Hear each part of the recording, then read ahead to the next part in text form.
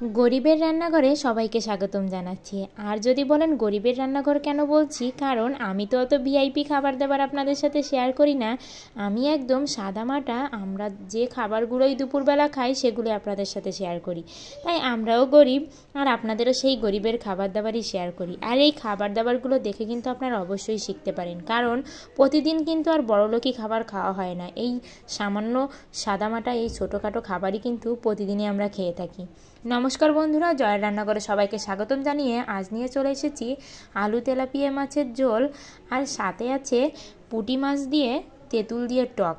আর অনেকেই এই মাছের টক খান না কিংবা কীভাবে খেতে হয় জানেন না, তবে এই মাছের টক কিন্তু অসাধারণ লাগে। তাই বলবো ভিডিওটি না টেনে শেষ পর্যন্ত দেখবেন।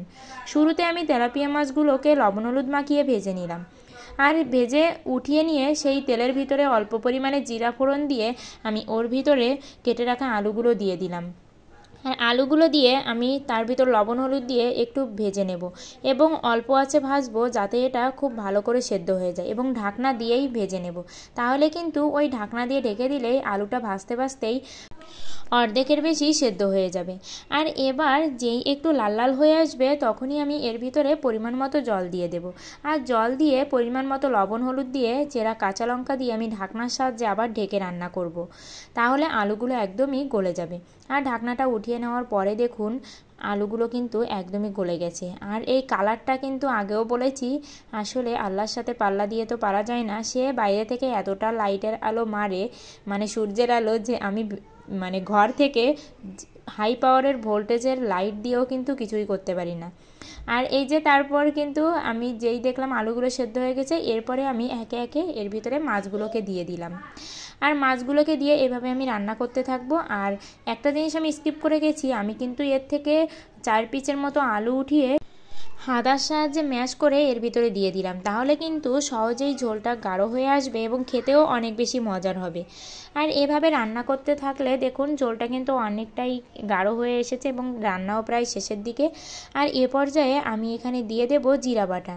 আর আমি তো তরকারিতে জিরা বাটা ছাড়া কিছুই দেই না, একদম অল্প মশলায় ঘরোয়াভাবে আপনাদের সাথে রেসিপিগুলো শেয়ার করি। তাই তো বলেছি গরিবের রান্না, মানে গরিবের রান্নি বলতে পারেন আমাকে।